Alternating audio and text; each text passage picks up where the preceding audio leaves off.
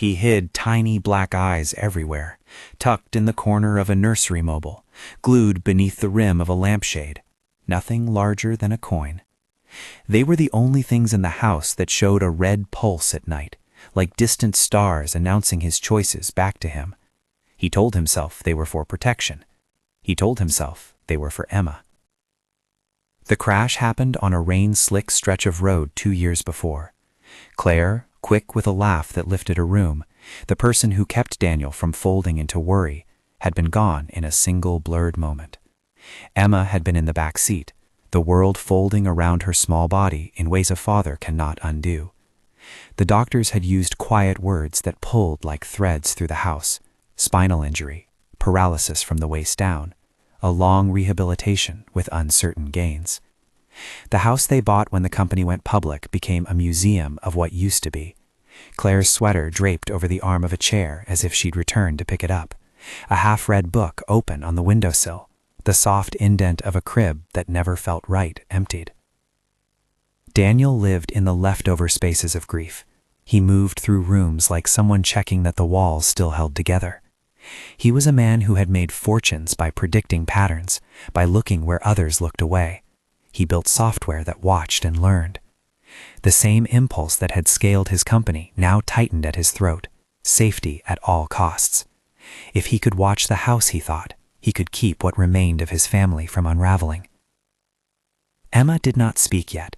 She had a way of making small calculations with her eyes, a soft blink when something surprised her, a brightening at the cadence of a voice she recognized. She liked the texture of worn plush, a small fox with one ear mended by hand, and sometimes she let her fingers move like impatient gears along the edge of her blanket. Those were the moments that made Daniel feel alive enough to breathe. They also made his fear sharper. You could see him in the way he hovered in doorways, and how his hands found the rail of the stair, as if it steadied the rest of him. Caregivers came and left with the weather. Some lasted only a week. Others left notes next to the coffee machine explaining their reasons in clinical, polite handwriting. A nurse arrived with a ribbon of certificates and practiced sympathy. She stayed a month and then took a job closer to her parents. A graduate student in occupational therapy offered exercises that felt clinical and cold. She left because the position required more emotional labor than paperwork. Each departure tightened the knotted line between Daniel and the idea of letting someone else touch his child. He hired people who were sober, people who smelled of laundry and restraint. None of them managed to dissolve the fog that settled between him and sleep. Security, his lawyer had suggested once, when another agency called offering round-the-clock protection. Visibility. It's reasonable for a public figure. Daniel heard a sane explanation and liked the gray solidity of it. The neighborhood had its flares of paparazzi and petty theft. There were investors who found his grief a useful gossip. He placed an ad that described the role as residential protection with family liaison duties. He was precise on paper, discreet, unwavering, capable. He wanted a bodyguard because he wanted a buffer between his daughter and everything he could not control. Sophie applied because she had learned to make any job into a lifeline. She sat across from him in the pale light of the study, small hands folded around a cup of tea she held too tightly for warmth. Her jacket was a neutral navy. Her hair was short and practical. She looked like someone who had chosen to be useful. When Daniel asked if she had experience with family care, she did not offer a rehearsed line. She said simply that she had cared for her brother for years after an accident, that she had taken courses in pediatric mobility, and that to earn a living she had trained in close protection. She added the last part without flourish, like a note in a ledger. Her resume made the role fit. She had certifications in security, photographs of drills, a cropped image of her and a small boy, Lucas, on a hospital bed, their fingers intertwined. The caption was nothing remarkable. My brother, my first case. Daniel's mind cataloged her credentials the way a machine cataloged inputs. She was a tidy solution, protective presence plus an unexpected affinity for hands-on care. He hired her because it felt like swallowing a dangerous comfort, someone who could stand guard and also understand how to coax a leg to make an attempt, how to make a reach worth the pain. Sophie arrived the following week with a duffel bag and a quiet that did not demand explanation. On her first day, she walked through the house like she already knew the way to the places people kept their sorrows. She carried herself with a kind of alert calm. She watched angles and exits as if reading the house's guard plan, and then she paused before Emma's crib in a manner that suggested someone seeing the child first and the job second. Daniel watched her through the cameras on his monitors for the first hour and berated himself for feeling relief. The footage flattened Sophie into neat rectangles on a pale screen, a woman moving with practice economy, checking locks, testing the gate, leaning down to check Emma's blanket. There was a steadiness to her. It was the kind of steadiness Daniel thought he had lost. The first genuine warmth between them happened slowly, not as an event but as a series of small, deliberate experiments. Sophie did not start with exercises alone. She approached Emma with toys. She chose objects that were intentionally mismatched, a bell that chimed when shaken, a soft, squeaky fox, a scarf with fringe. She would lay Emma on her stomach for a few minutes of tummy time, singing a soft, repetitive melody that had no words but kept a steady beat. She would place the fox just out of reach, and then, with exaggerated patience, name each color as Emma moved her head. Daniel watched through a grid of small screens, the rooms reduced to monochrome frames. At first it was curiosity, then something like astonishment.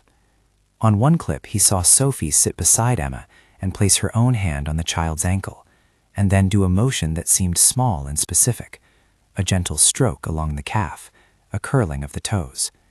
It was performed with the kind of reverence the house had not felt since Claire's last laugh echoed down the hall.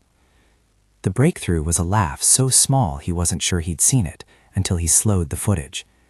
Emma's mouth opened in a near-silent emission of joy, half of it a reflex and half of it an invitation. The sound, when his monitor played it back, was clipped by digital compression, but no less real. Daniel paused the frame, heartbeat misaligned with the motion on the screen. For a moment he understood why someone would call this a miracle, and for a longer, more dangerous moment, he felt the thin, cold line of surveillance justify itself. Sophie did not speak often about her past. When she finally said the name, Lucas, it was in the kitchen, as rain tapped the window glass like soft fingernails. Daniel, who had been standing a respectful distance away, came in to make coffee and found her at the table, staring at the photograph she kept folded in her wallet. A small, silly snapshot of her brother mid-smile, dark hair mussed, arms looped around a stuffed bear. "I trained as a carer first," she said into the steam. "I learned to move someone gently, to give them reason to try again." Lucas needed that. He needed someone to believe he could do a small thing, and then another small thing, and those things stacked. Daniel wanted to ask about the accident. He wanted to ask why she had left, why there were pockets missing in her employment history, but he did not. He simply nodded and felt the old ache, the one that sat like a cold stone behind his sternum, move. There was a timer in his chest that counted down with each hour that Sophie stayed. He told himself he watched for Emma's safety.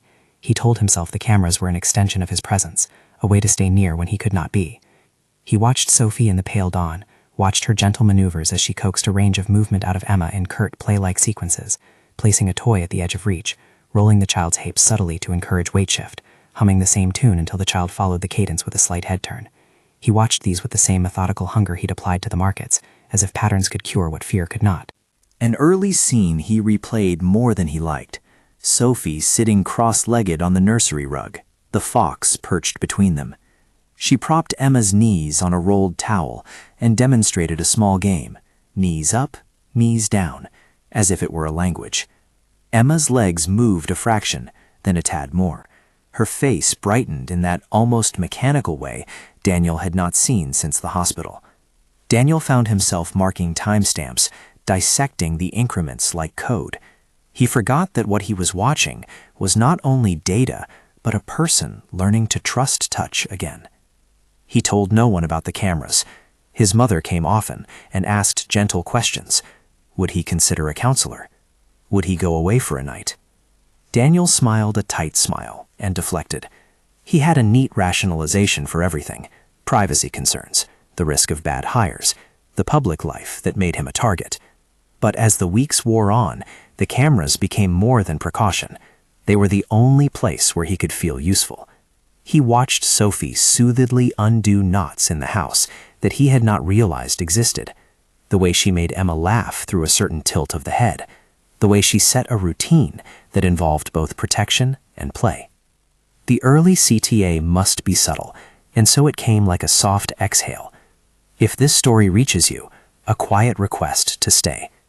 It was not a plea for numbers, but a plea for shared attention, the kind of attention that changes how small things are seen and carried forward. If the viewer is with Daniel in this first dark house, they are invited to keep watching. If they are not yet, the camera asks them gently to return. Not everyone in Daniel's orbit approved of Sophie. Fingers tapped on keyboards in the company, a PR team concerned about optics. There were conversations he had to have about boundaries. Sophie, though a bodyguard on paper, never wore the trappings he imagined. No earpiece whispering orders, no looming posture. She had a walker's patience and an eye for angles, both protective instincts and therapeutic ones. That duality unsettled people who wanted neat categories. Daniel, who had been built on categories, felt the discomfort of things that did not fit into boxes. One afternoon, a delivery man knocked and left a plain envelope on the foyer table. Inside was an accreditation certificate Sophie had misplaced, a laminated card from a pediatric mobility workshop, the name of the instructor, signatures in a looping hand. Daniel hounded on the floor by the nursery door and did something he would later find shameful. He put it in his pocket and later slid it under my monitor. The camera footage that evening included the small private act of Sophie wiping Emma's legs with a warm cloth, a motion of cleaning that was more like respect than sanitation. She hummed and then hummed again, and Emma's eyelids fluttered. Daniel, watching, felt something old and fragile shift. Sophie built rituals that folded the house into itself. Bath time became a lesson in buoyancy with a rubber boat and simple words. She taught Emma to track movement with a mobile of colored scarves, and when the scarves brushed the child's fingers, there was a small, delighted gasp that played across the monitors. Those were the images that prosecuted and freed Daniel at once, an argument that what he had built in silicon could be both tool and trap. A storm came one evening, thunder rolling low like a reminder. Daniel sat in his home office and watched Sophie on the screen as the house dimmed and then brightened with lightning. She leaned over Emma, adjusting a blanket, speaking in small Junes, syllables of comfort, a rhythm that wasn't quite a word. Halfway through the night, he found himself forwarding the footage to his mother, to his sister-in-law, to no one who would rebuke him. In the paused frame, Emma's hand curled around Sophie's finger. Sophie did not flinch as if she feared being seen. Daniel closed the blinds on his own world and refused to move. He was a man who had built a life on prediction and control. The cameras fit that life, but the cameras also began to show him things he had never accounted for. Not only the small victories, but Sophie's manner outside her protective role, the way she sat by the window border on her nights off and mended a seam with a needle as if she could stitch faults away.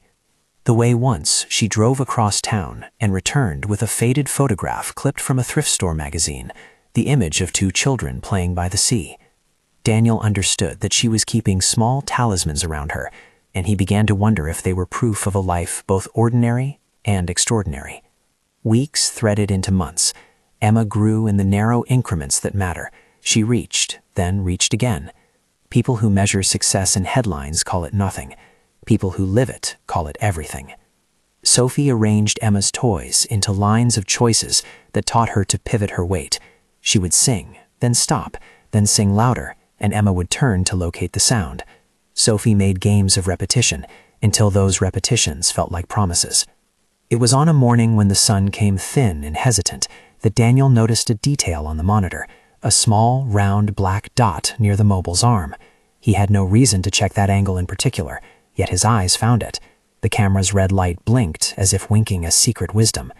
He replayed the clip and watched Sophie move, the camera catching her from a low angle, and she lifted the mobile as if to reframe the light. For an instant, the lens revealed more than it should. Sophie's hand brushed a tiny coin-sized camera with a practiced carrying motion. She paused. For a second, she looked directly at the camera, and Daniel felt a coldness pass over him like wind through an open door. That evening, he resolved to keep everything to himself. He told himself the camera was only a tool. He told himself it was necessary. He had built banks of code that detected anomalies, and now he used his own gaze as a program. He wrote lists in a small scribbled notebook, watch times, odd behaviors, things marked as concern. The lists looked like maps to nowhere. Still, he kept watching. The cameras recorded in clipped silvery strips. Some nights he watched the footage speeded up until the hours narrowed into minutes and the house got smaller. He learned the Sophie hummed when the child was agitated, the exact way she cupped Emma's foot to encourage coolness and circulation. He saved a handful of clips on a private drive labeled Progress. He told himself that watching was not the same as interfering. He told himself Sophie owed him nothing. She had been hired to protect his daughter, not to rescue him. Sophie cared with a steel-firm gentleness.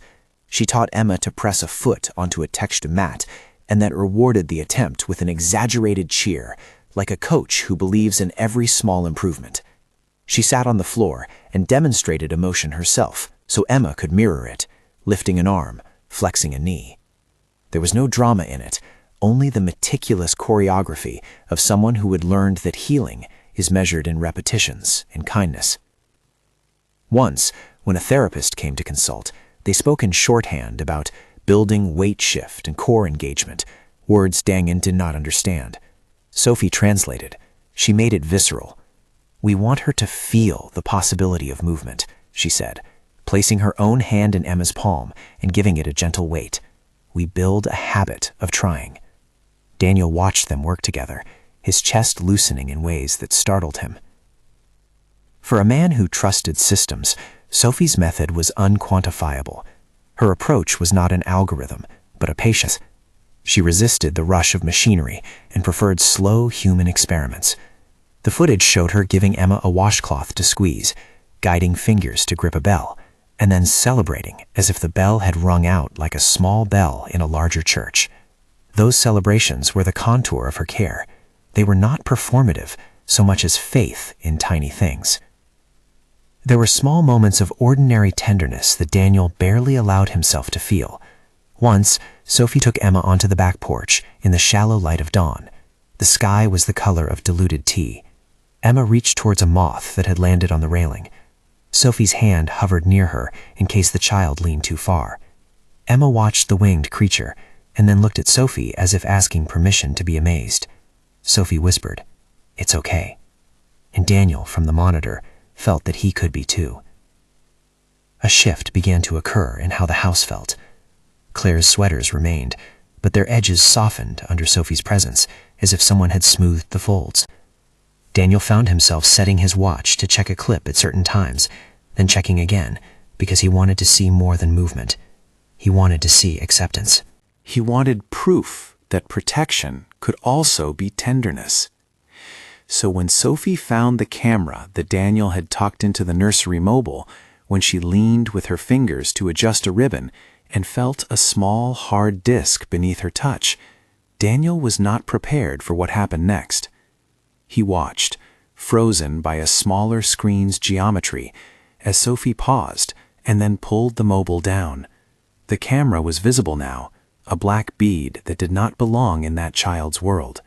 She examined it without shock. Her face did not harden into accusation.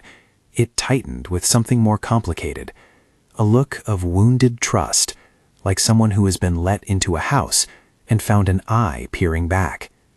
She set the mobile aside carefully, and for a long, held minute, she cradled the small device, as if it might break beneath the weight of its own secrecy.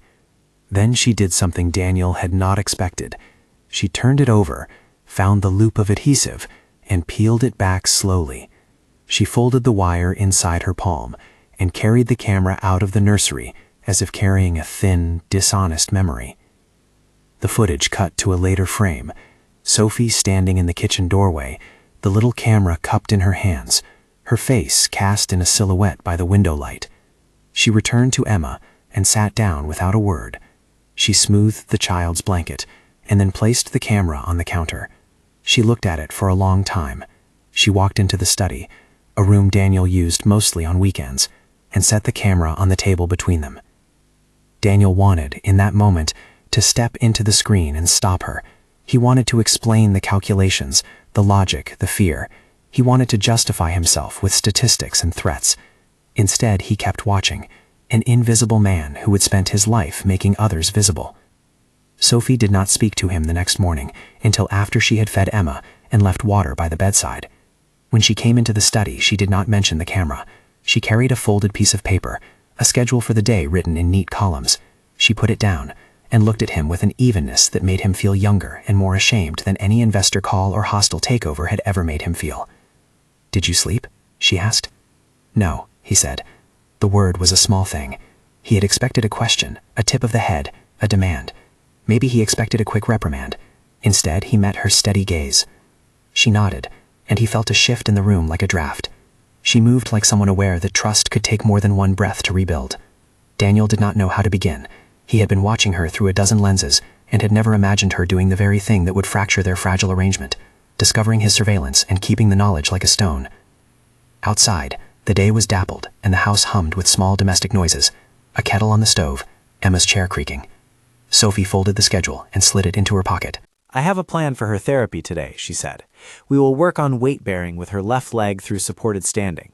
We'll use the walker for balance, and then some play, ball rolling, sensory textures. I'll document it. Daniel felt the urge to tell her he had already documented more than she knew. He held his tongue. He had learned that words could sometimes be a curtain pulled too quickly. Sophie left the camera where it lay on the counter, unannounced, unreturned to any bluff of privacy, and then did something that made the footage look like a confession. She opened the top drawer, where she kept small medical supplies, and took out a bandage. She wrapped the camera in it, as if preparing something delicate for a journey home. She did not interrogate him. She did not throw his choices in his face. She performed a small act of care toward an object that symbolized a breach, and in that act, made the house larger for having absorbed the harm. That night, they ate in companionable silence. Sophie told a story about Lucas and a day at the river where he had refused to get his feet wet. Daniel told her about Clare in fragments, the way she kept a jar of loose buttons, the sound of her keys jangling. He found himself admitting the barest truths, that he slept badly, that he watched. Sophie listened and did not press for reasons. She asked instead what Emma liked to hold, what sounds made her grin. The next morning, an email arrived from an agency Daniel trusted, a notice that someone in town had offered to send a highly recommended pediatric specialist for a consultation pro bono. The woman on the other end of Daniel's assistant's phone had used the word wonderful and generous. Daniel felt the tug of relief and jealousy in equal measure. He sat with it, and then sent an invite anyway. He had been growing used to other people coming in with solutions, to tools that solved and moved on. Sophie worked through their new therapeutic schedule with the same unflashy competence. She guided Emma to stand at the edge of the weight-bearing mat, supporting an inch of her torso with a strap of fabric. Emma pushed, then pushed again. A muscle fired. Sophie clapped like it was the most natural sound in the world, gentle and sudden, and Emma answered with a small laugh. The laugh had weight to it. Daniel watched until his fingers cramped. It was a week later that someone from the company called with a new problem, a complaining neighbor who said a van had been spotted near the gate at night. Daniel organized a meeting. He found himself explaining employee shifts and alarm codes, mapping out logistics with the ease of someone who had once solved distribution puzzles with clean equations. Sophie watched his competence, like a teacher watching a student solve a problem. Then, in a soft voice when they were alone, she said, "You should go to the neighbor and talk. People hear what they are afraid to say." The house, which had been a cavern of sorrow, began to take breath in small measures. Sophie taught Emma to crawl toward a toy placed at an angle. She coaxed a hand to open and close. She celebrated the clumsy but real attempts as if they were triumphs of physics and faith. Daniel, who had once measured worth in acquisition, began to value progress in inches and breaths. He checked the footage less like a manager and more like a guardian who wanted to know the rhythm of healing.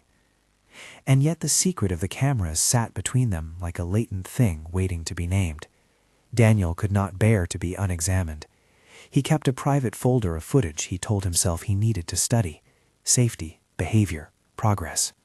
He used the footage to refine his algorithms, to tag moments of laughter and movement, as if by indexing them he could protect them forever.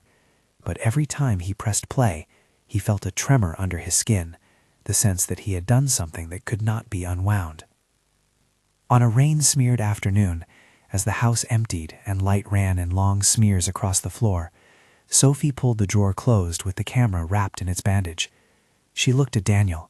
He had been in the kitchen, coffee warming in his hands, and she had watched him through the glass of the study door. She walked up, placed the camera between them on the counter, with a small sound like a page turning. "This isn't about protection," she said softly. Her voice was neither accusation nor apology. It was a statement of fact. "I can protect. I can also help her get stronger. But you need to decide what this house to be." Daniel swallowed and felt the words of his inner monologue, the algorithms, the logic, syllabled into something animal and incomplete. "I thought I was protecting her," he said. "You were protecting a feeling," Sophie replied. "Safety isn't only about guarding the door. It's about who we allow in. It's about who you trust to teach her to trust." He wanted to argue. He wanted to list dangers. He wanted to map threats. Instead, he felt the room narrow to the small round object between them, and the history of a man who could not stop watching came down like a challenge. Sophie folded her hands and put her weight on them. "If you want me here," she said, "I need your word. No camera. Not in the nursery, not the bathroom, not the living room. If you can't give that word, I can't keep giving her mine." The demand was simple and enormous. Daniel, who had built companies from the ground up, found a basic thing beyond capital, the choice to trust. He thought of Claire's laugh, of Emma's fingers on the fox's ear, of the hours he had spent watching a life unfold on a small screen. He imagined confessing. He imagined apology. He imagined the terrifying gamble of being seen without filters. He left the camera on the counter. He stepped back and then stepped out of the house, because for once he needed the air to make sense of a thing that had once been a solution and had become a wound. Outside, the rain had eased into a fine, persistent mist. He walked the perimeter of the estate like someone doing penalty laps. The groundsman passed him a mower and did not comment. The sky held the soft, strained light of someone who had survived a storm. Inside, he left the camera on the counter like a small casualty. When he returned an hour later, the camera was gone. He searched the house with the kind of frantic precision that had been his stock in trade at the company, room by room, file by file on his drives, timestamp after timestamp. He called Sophie's phone and it went to voicemail. There was no note on the kitchen table, no explanation. He opened Emma's nursery and found the mobile adjusted, the fox sitting propped where Sophie had placed it, as if it had never known the weight of a small black eye. He felt suddenly the ferocity of his own mistake. He sat down at the edge of the crib, and a small hand reached from the child to squeeze his finger. Emma looked at him, unfocused and perfect, and he felt the wash of panic that has the same color in every language, acute, helpless guilt. Outside the house, the wind lifted the leaves and then let them fall. He tried Sophie's number again. This time he drove without a plan, without direction, propelled by a moral gravity he had not felt since the hospital. Where he went next, he did not know. He had set himself to protect by watching, and in the process had fractured the only steady bridge the house had built toward joy, Sophie's discretion and care. He would find her, he would explain, he would ask for forgiveness, but there was a dread that accompanied every thought of the conversation, the heavy possibility that some bridges to not mend with words alone. He drove and watched for signs, a pair of boots by a bus stop, a navy jacket in the window of a coffee shop, the silhouette of someone who hummed under their breath. He felt like a man who had lost the map that once guided him. The house when he left felt smaller and stranger, the monitors sleeping like dull moons. He found Sophie at dusk, not in a bar or a friend's house, but on a bench outside a community center where children gathered for after-school programs. She sat hunched against the cold, the little wrapped camera in her bag like a talisman she had not yet decided what to do with. When he approached, she did not look surprised. She only looked tired. "You took my cameras," he began, because it felt like a way into everything. She gave him a look that carried a world, the years of care, the fatigue of always being first to rise. "I found one," she said. "I took it. It felt wrong. He searched for a sentence that fit. I thought I was protecting her." Sophie saddied him. "You were protecting something. I don't think it was her." He wanted to tell her about the nights he had replayed footage until dawn. He wanted to show her his lists, his timestamps, the carved dates of small triumphs. He wanted to show her every way his love had mutated into a need to watch. Instead, he breathed and told the simplest truth he could find. "I'm sorry." The word arrived like a small emergency signal. Sophie listened and then folded her hands in her lap like someone tucking away an errant paper. For a long beat, she said nothing. The dusk deepened and the streetlight made a soft halo around them. A child on a scooter zipped by and laughed. "You have to understand," she said finally. "Trust is a muscle. You can't watch it and expect it to grow." Daniel felt the clarity of that line as if someone had drawn it in the air before him. He held the camera she had taken in his palm, the object now an artifact of his missteps. He thought of Clare and the way she used to insist that people be given room to prove their hearts. He thought of the small fox in Emma's fingers. Sophie stood and smoothed her jacket. "If you're going to give me your word," she said, and Daniel realized she had not yet taken it, "it has to be the whole thing. No exceptions. You destroy the rest. You stop watching." The rest of what he had is a directory of buried footage and policies and a small dark drive hidden under the false bottom of a desk drawer. The idea of erasing it felt like running one's hand over a grave. It felt like an admission that his systems were not neutral and perhaps never had been. But Sophie's expression, patient, hard as a well-used blade, left him no alternative. "I will," he said at last, the words tasting of old iron and relief. "I'll destroy them, all of them." She studied his face and then nodded as if deciding to accept the offer on faith. "Then come with me," she said. "Not to the house, not yet. There are things I need to look after. There are kids who need help after school. I work at a small program sometimes. It's not much, but it's honest." He followed her because following felt like the right answer for once. They walked past the glowing windows of the community center and into a small room where children were building towers out of blocks. A girl with a bright ribbon in her hair tumbled a block and started to cry. Sophie went over and asked the child her name with the lightest, most genuine interest he had ever heard. The child stopped crying and then giggled as Sophie pretended to be a grumpy old man who hated towers. The room filled with a sound that made Daniel's sternum unclench, the easy, messy music of ordinary compassion. He watched Sophie at work and felt something he had not allowed himself to feel in months, hope in a careful and measured amount. He saw her kneel, guide a small hand to place a block, laugh at the child's terrible joke, and then later tuck a bandage on a scraped knee with the same tenderness she had shown Emma. But even as he was warmed by the sight of her in this setting, a track of guilt ran under his feeling, like a subterranean river. He had been the one to put a camera in her charge's stace. He had been the one to make secrets out of care. He had been the one to believe that watching could substitute for being brave enough to entrust. Sophie walked him back to his car and handed him the wrapped camera. "I will not use this against you," she said. "I won't make a scene.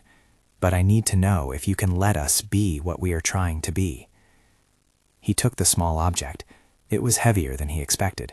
It felt like a test he had set, and now he held the means to prove he could pass or fail. "I'll destroy the rest tonight," he said. The conviction in his voice felt newly minted, but he also felt its fragility. Walking back into the house would mean confronting his own creation, the hidden repository of footage, the drive that hummed with evidence of his distrust. It would mean tearing up a safety blanket he had wrapped around himself. It would mean telling his mother and a dozen employees that he had chosen to step away from the neat logic of watching and into the messy business of letting go.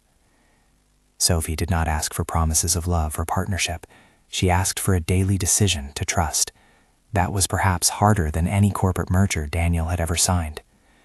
They drove back in a silence that was not uncomfortable. Emma was asleep when they arrived, her chest rising with even breaths. Daniel looked at his daughter and then at Sophie, who stood like a modest sentinel in the doorway. She had the fox in her hand. She smoothed its ear with a finger. For the first time in a long time, Daniel felt something like the possibility of repair.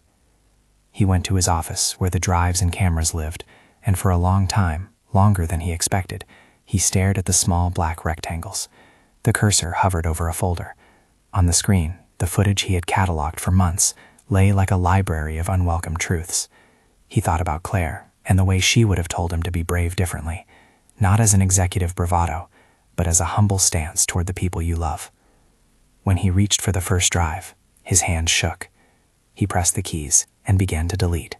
Files that held hours of footage, a life watched in bits, blinked and disappeared. Each deletion felt like a small amputation and also like a miracle. As the progress bar ticked, he felt his chest loosen in a way that had nothing to do with code. He walked to the nursery door and listened. The house breathed. Emma stirred and then settled. He thought of Sophie at the community center, guiding a child to balance a block, and he felt the room gain depth. He burned the last drive in a small shredding of plastic and pixels. He called his mother and told her with a voice that made her promise to visit the next day and sit with him while he spoke to Emma without the screen between them. He shut down his monitors and left a note on his desk chair for Sophie's eyes only. "Thank you. I am sorry." Sophie found the note the way someone finds a quiet confession. She read it and folded it into her pocket. She did not say much at dinner that night. They ate with the easy care of people rediscovering the rhythm of domestic life, not lovers or equals, but two people who had chosen, for the moment, to step into the same fragile arrangement. But trust is not a thing fixed by one gesture. It is a series of small inquiries. The cameras gone, Daniel felt a new vulnerability.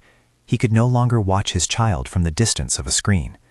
That meant he would have to be with her in the clumsy, stubborn way that people who do hard, close work must be. He had never been very good at the mundane, the small acts of morning and midnight that caregiving requires. Sophie, however, was made of them. One evening, late, a sound in the nursery made him startle. A note, not like the recorded digital tones he had once measured, but a tiny laugh from Emma that rose and then fell like a bell. Sophie was there, hums tucked in her throat. She looked up when Daniel entered, and there was a softness in her face he had not seen before, tempered by the exhaustion of someone who gave unsparingly. "She's doing well," Sophie said. No triumph in her voice, only the almost neutral tone of someone who had seen small victories enough to know how precarious they were. Daniel sat on the rocking chair and watched Sophie work for a long time. She guided Emma's foot to a textured mat. She applauded the attempt without exaggeration. She set a small scarf in the child's hand. She was in that moment both the bodyguard he had hired and the therapist he had not expected. The blend of protection and tenderness settled into the quiet architecture of the house, a strange new scaffolding that kept the rooms from collapsing back into memory. Sophie moved with the economy of someone who had learned to measure time in small gestures, a towel folded just so, a scarf arranged to catch a baby's eye, a hand cupped where it might be needed. Daniel watched less and lived more. He began to arrive at odd minutes, to sit on the floor with a book he had not finished, to learn how to sing nonsense syllables that made Emma tilt her head. His calendar lost a column of meetings. His afternoons acquired the accidental ritual of feeding pureed peaches and wiping small chins.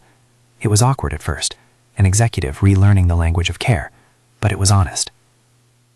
Months passed in increments that looked like progress. Emma answered to sounds, then to names. She learned to brace and lean when Sophie guided her to a standing frame. She did not suddenly leap from the nursery rug to running across the lawn. She disliked the melodramatic expectations of others. Instead, she began to show preference, a small curl of her fingers when the fox was held a certain way, an impatient hum when she wanted the curtain drawn. Sophie taught exercises that were games, a scarf to follow, a bell to squeeze, a soft ball that required her to shift weight to reach. When Emma pushed, they applauded the push as if it were a chorus line. Daniel learned that celebration could be a kind of faith. Sophie remained deliberate about boundaries. She refused to be a savior. She insisted on being a companion to a long work. She took Daniel's questions about technique and answered them plainly, translating professional jargon into gestures he could practice at home. "Put your hand here," she'd say, and place his palm where Emma needed weight, like teaching an apprentice with reverence. Daniel listened with a kind of humility he had not known he owned. The house began to feel inhabited by people who were present, not just placeholders of sorrow. For a while, the steady rhythm held. Daniel's mother stopped asking if he would sell the house. She began to bring casseroles and stay for longer stretches, knitting the afternoons into warmth. There were small private celebrations, Sophie marking a month's worth of consistent standing attempts with a scrap of ribbon pinned to Emma's crib, Daniel folding that ribbon into his wallet like a relic. He sat in on a therapist consultation and took notes on terminology he did not yet fully grasp, but he began to repeat it in the hallway so that it would become less foreign. Then, on a late autumn night when a delivery van idled too long by the gate and a group of unfamiliar headlights rolled past the house, old habits stirred. He woke with his heart a drummer's tempo, replayed the driveway on his mind, and in the rawness of that anxiety, he made a choice he had vowed never to make again. It was not a sprawling plan so much as a lone, terrified impulse. He bought a single, coin-sized sensor meant to detect motion and attached it to the underside of the nursery rocker, hidden inside the fox Sophie had given Emma. He told himself it was temporary, that he would check it once, confirm nothing worrying, and remove it. The memory of tires on wet pavement had the weight of old wood in his chest. He told himself that preventing a fear was not the same as betraying trust. Sophie found it 3 mornings later, while she was laundering the fox. It slipped from the seam like a small dark heart. Her hands closed around it, and for a fraction of a second she simply looked at it, as if trying to reconcile that small manufactured eye with the hands that had once tenderly wrapped it. She did not confront him in the nursery where Emma napped. She slid the sensor into her pocket and finished the laundry, moved through her day with the same careful competence as always, and then left without the dinner that had been planned. That evening, when Daniel returned early and found the fox missing from its usual perch, a cold panic reached him before any rational thought. He searched pockets and bags and then the floors until his breath came shallow. He called Sophie, and her phone went to voicemail. The house felt suddenly hollowed of its center. When she returned the next morning, he saw the rupture on her face before she spoke. The gloves had been off the weeks of ease. There was a hard line where softness had lived. "You promised," she said quietly, standing in the doorway with the laundry basket balanced on one hip. There was no theatrical crescendo in her words, only the kind of exhausted clarity that follows betrayal. "I know," he said. His apology came out granular and spare, because it had to be. He had broken the fragile covenant he had begged her to trust. He tried to explain the delivery van, the headlights, the long dark of the driveway, the way the past pressed on him. It sounded small when spoken aloud. Sophie listened, and then, not with anger so much as with an ache that had its own dignity, she packed a small duffel. For Emma's midday nap, she carried the child into the car as if performing a blessing and drove away with no explanation. The house inhaled and exhaled, and that evening Emma's laugh did not come when the scarf was held aloft. She fussed more often at feeding times, she slept lighter, and Sophie's absence became a wound the child felt though she could not name it. Daniel's world narrowed to a single clear point. He had undone what he had promised to protect.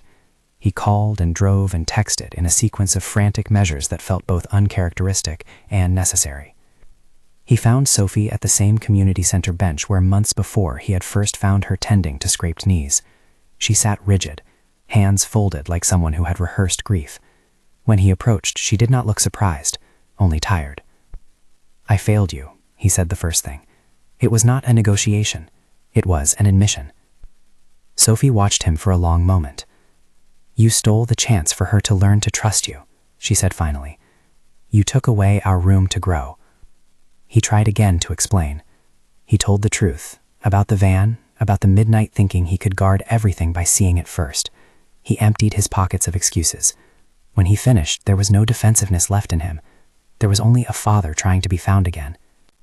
"Can you forgive me?" he asked without drama. The words had the weight of a plea. There is a difference between being forgiven and being trusted again. Sophie did not say yes. She did not say no. She looked at him as if testing the weather, and then she closed her eyes and drew a breath. "I can come back," she said slowly, "but not now.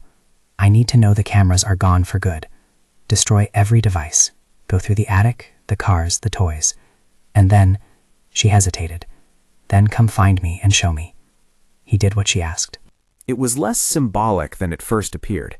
He crawled into attics, he opened boxes in garages, he asked his assistant for every vendor who had ever serviced the house. He found nothing else. He dismantled and smashed the last coin-sized sensor he had planted. He turned the shards into trash and watched their thin plastic vanish beneath the compactor's teeth. He brought a hammer to a tiny piece of black plastic and watched his own hand shake as he struck. The action felt like a penitent's liturgy, violent, necessary, humiliating, cleansing. After a week of searching and waiting, he tracked Sophie down in a small clinic where she volunteered with a pediatric program. She was in the middle of a session when he arrived, kneeling, patient, coaxing a child's hand to a bowl of rice. He stood for a long minute at the doorway and watched her work, the way her voice softened into a rhythm and the way the children mirrored her calm. He felt ashamed of the surveillance, but he also felt something else, a determination to prove, not by devices, but by consistent presence, that he could be a man who kept his word. He asked for a meeting after hours. When the doors closed and the fluorescent lights hummed low, he opened his palms and placed them on his knees. "I have destroyed everything. I am sorry," he said. He did not ask for absolution. He asked for another chance.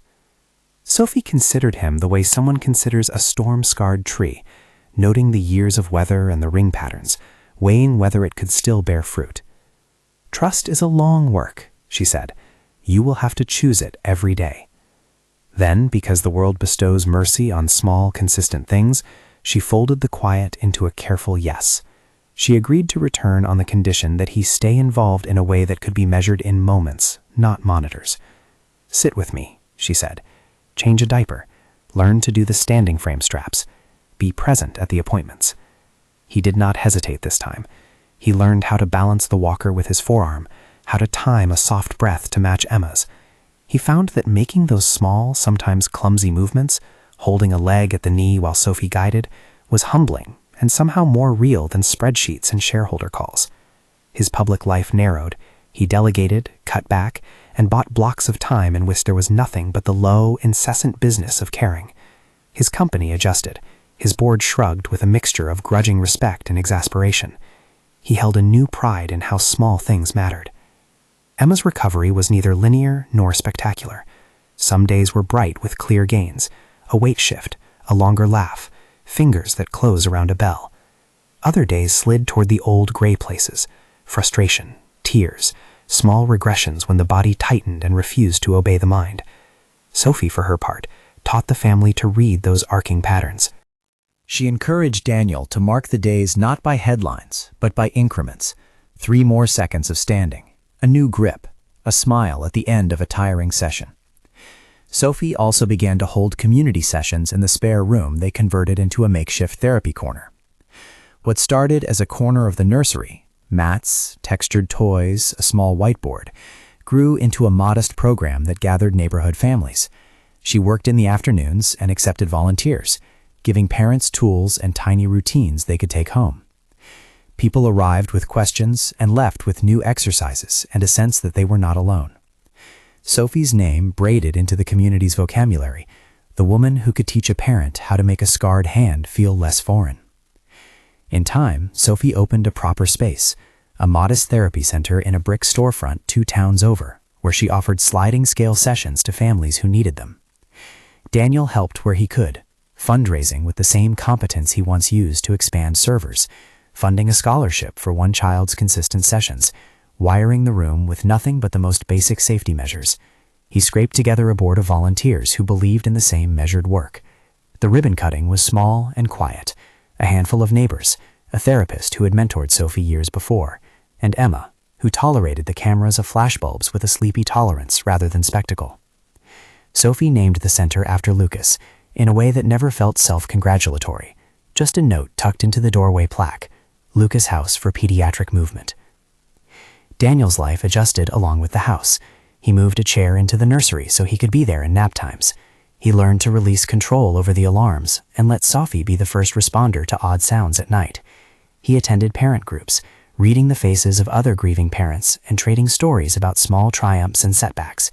His work mattered less, and his small presences mattered more. He found his own grief shifting shape from a blunt instrument to a memory that no longer took up all the furniture. A year passed, and then another. Emma's legs became steadier at weighted attempts. She used a walker at family gatherings, a bright cushion strapped to its handle, and she would push it in small arcs across the lawn with Sophie and Daniel cheering. Gentle, precise applause. She developed a special impatience for puddles, an appetite for bite crusts, and a fierce preference for a blue ribbon that Sophie tied into her hair. The fox lost another ear and accrued more stitches. It had become a map of their living. There were still moments that required repair. Once, after an episode of heated arguments with a vendor, Daniel retreated into the old habit of over-planning and brought a contract-laden consultant into the house for an overnight review of safety protocols. Sophie sat through the meeting like a patient judge. When it ended, she waited until the consultant left, and then gently told Daniel what he already feared. Sometimes safety is a conversation, not a committee.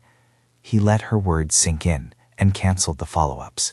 The scales tipped again toward the household's new equilibrium. Sophie and Daniel's relationship did not turn overnight into a tidy partnership. There were boundaries to navigate, private sorrows to respect, and the slow business of deciding what family looked like now. People whispered and made quiet calculations about propriety and motive, but the center of their decision stayed simple and human. Sophie stayed because she chose to, and Daniel stayed because he had learned to choose trust over control. They argued like any 2 people committed to the care of a child do, over schedules, over therapies, over whether Saturday morning was for appointments or for sitting on the porch and listening to the quiet. Those arguments softened toward the rhythm of family decisions. Years later, in a garden where Emma learned to push a toy cart along gravel, she stopped and turned to Sophie without being prompted. She reached out her hand and with a deliberate motion touched Sophie's cheek. The touch was simple, unadorned with pronouncements. Sophie felt the weight of it and laughed softly, a sound like relief. Daniel watched from a distance with his mother at his side, their shoulders almost touching. He thought of the cameras he had once planted like restless seeds, of the nights he had traded presents for hours of watching. He felt the residue of guilt, but underneath it, a steadier thing, gratitude born of the hard work of being brave in ways that had nothing to do with safety protocols. At the opening of Lucas House's expanded wing, a larger therapy room with floor-to-ceiling windows, Sophie gave a small speech. She spoke not of miracles, but of patient insistence, the way small repetitions add up, the way parents become experts in the language of their children's tiny gains. Daniel stood in the crowd, his hands folded, and watched Emma race in low game of balance with other children. She fell, got up, and tried again. There were no headlines, no sudden cures, only the accumulated proof that steady attention changes trajectories. They marked another quiet ritual together on the anniversary of Clare's death. Instead of outer displays, Daniel lit a candle in the nursery window and with Sophie's help placed a small photo of Clare on the mantel. They spoke her name aloud, small syllables that unbent the rooms. Daniel's mother sat with them and told a story about a Christmas when Clare had insisted on strings of popcorn on the tree, and Emma, as if called by memory, laughed and reached for the popcorn with both hands. It was an ordinary miracle, a family remembering itself into being again. The cameras were never spoken of in great expository detail after the initial destructions. There were no tribunals, no dramatized confrontations. The act that mattered was not the breaking of devices, but the ongoing choice to allow one another into the unfinished work of